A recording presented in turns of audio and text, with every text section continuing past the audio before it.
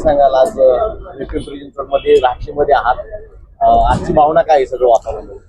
हे बघा, प्रभाग 27 रहाटणी आणि तापकीर नगरपर्यंत हा परिसर आहे आणि इथे चंद्रकांत अण्णा जे आहेत ते 1990 पासून सार्वजनिक जीवनामध्ये आहे. 97 पासून बहुतेक आत्तापर्यंत एखाद दुसरी वेळ सोडता ते मला वाटतं सौभाग्यवती त्यांच्या आणि नंतर ते कंटिन्यू या प्रभागामध्ये आहे. आणि आमचा बाबा जे आहे त्रिभुवन हा आमच्या बीड जिल्ह्याचा आहे.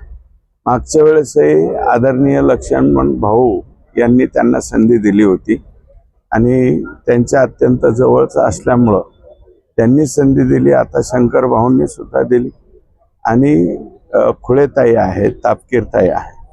हा जो पॅनल आहे हा अत्यंत स्ट्रॉंग पॅनल या ठिकाणी दिसतोय. आणि आमच्या भागातले जे लोक आहेत, विशेषतः बीड जिल्हा मराठवाड्यातले, या लोकांशी अण्णांचे संबंध अतिशय चांगले आहेत.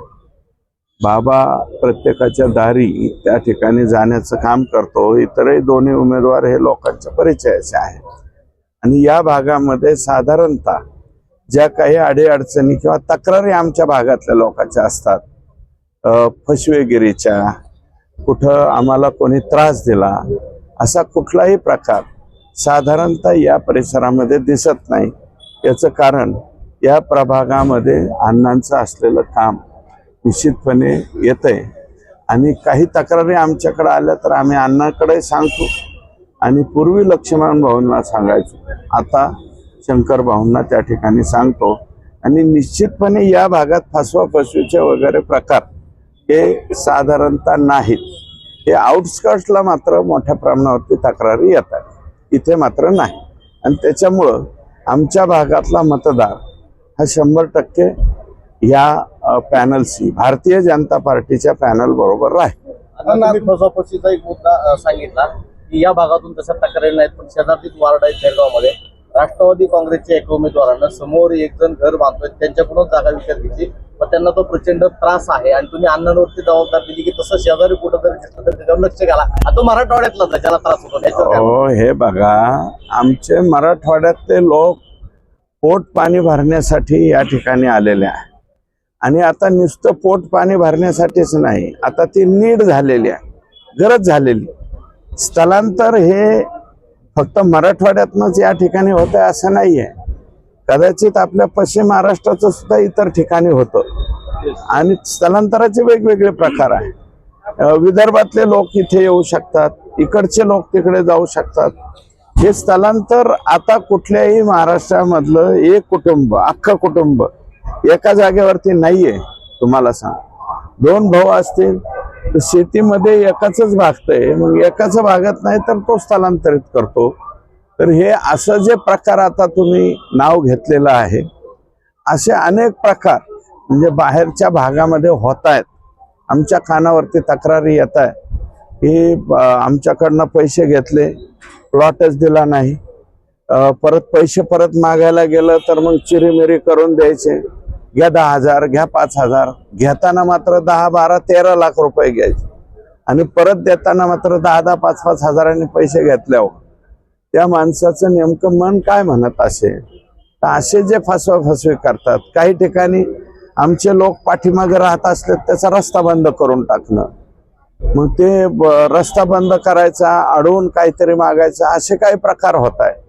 परंतु या प्रभागातले मी 100% खात्रीने सांगतो, एकही तक्रार नाही. कारण एकूण मताच्या जवळजवळ 20% जास्त भाग हा आमच्या भागातले लोक या ठिकाणी आहेत.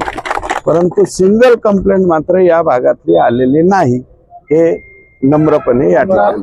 आता बघितलं तर भाजपनं पिंपरी चिंचवड शहरात आपकी बार सो पारचा नारा दिलेला, आपण यावर काय म्हणता?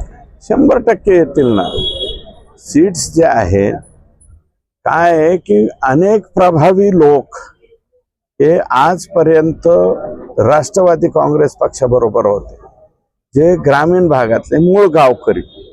हे प्रभावी लोक जे आहेत ते मागील काही दिवसापर्यंत हे राष्ट्रवादीमध्ये होते, पण यावेळेसची एकंदरीत परिस्थिती ढवळेपासून शेवटच्या प्रभागापर्यंत अशी दिसते की अनेक प्रभावी लोक गावकरी लोक ज्यांचं एक एक दोन दोन गावावर 3 गावावर प्रभाव आहे, 4 गावावर प्रभाव आहे, असे प्रभावी लोक हे भारतीय जनता पार्टीमध्ये आल्याच्या नंतर भाजपाची संख्या 100% तुम्ही सांगताय तिथपर्यंत जाईल. अण्णा, तुमचं महाराष्ट्रामध्ये एक वाक्य प्रसिद्ध आहे, रगेलवन राहायचं, रगेलवन काम करायचं. तसे ही 4 उमेदवार या प्रभागामध्ये तुमच्या वाक्यासंगत रगेल सुद्धा काम केलं आहे, त्याविषयी काय सांगाल? आहेतच ना, रगेल दिसतानाच रगेल दिसतात. तर अण्णा, एक शेवटचा प्रश्न विचारतो. या प्रभागामध्ये मराठवाड्यातलं 10 ते 15 20% मतदान आहे. मराठवाड्यातील नागरिकांना तुम्ही काय आवाहन कराल? एकंदरीत भाजपनं तुमच्यावर पिंपरी चिंचवड शहरामध्ये मराठवाड्याची हे जबाबदारी दिली. बघा, संपूर्ण मराठवाड्याची वगैरे जबाबदारी माझ्याकडे दिलेली नाही. साधारणतः माझ्या मतदारसंघातील आणि बीड जिल्ह्यात, बीडसह आमचा शेजारी अहिल्यानगर जरी तो उत्तर महाराष्ट्रात असला तरी आमच्याशी संबंधित जिल्हा आहे. आणि बाकीचे मराठवाड्यातले जे लोक आमच्या इथे राहतात त्या लोकांना भेटणं, त्यांना बोलणं, मी एकटा थोडीच आहे. मी 2-3 प्रभागामध्ये फक्त जाणार आहे, 3-4 प्रभागामध्ये. पक्षाला ज्यांना ज्यांना वाटतं त्यांना पक्ष या ठिकाणी पाठवतोय. आणि मोठ्या प्रमाणावरती मला वाटतं अनेक आमदार, आता मी तर आलो, परंतु आणखी सुद्धा धाराशिवचे काही आमदार येतील, लातूरचे काही आमदार येतील, वेगवेगळ्या भागातले आमदार येऊन आपापल्या भागातला, कारण हा लोकशाहीचा सर्वात मोठा सोहळा आहे. या सोहळ्यामध्ये लोकांच्या पर्यंत जाणं, त्यांना विनवणी करणं, विनंती करणं, प्रसंगी पदर पसरणं आपण म्हणतो, झोळी पसरणं म्हणतो, ते लोकांच्या पुढे जाऊन हा एकमेव मार्ग बाबासाहेबांनी आम्हाला दिलेला आहे, तो आम्ही 100% पार पाडतो. अण्णा, शेवटचा प्रश्न, फक्त बीड पुरतच मार्गित न जाता तुम्ही मराठवाड्याचं नेतृत्व करून मराठवाड्याच्या सर्वच लोकांचा इथला नाही. तुम्ही घ्यावा असं सगळ्यांचं मत आहे. हे बघा, इनिशिएटिव्ह मराठवाड्यातला जरी दुसरा असला तर संपूर्ण मराठवाड्याचा वगैरे मी असं बेजबाबदारपणे बोलणार नाही. पण माझ्या मतदारसंघातलं म्हणलंय मी, आणि त्याचबरोबर आमच्या भागातला, मराठवाड्यातला 8ही जिल्ह्यातला कुठला असला, त्यांनी काही प्रॉब्लेम सांगितला तर तो आम्हाला मांडावाच लागेल ना. प्रश्न 100% आम्ही त्या ठिकाणी मांडू.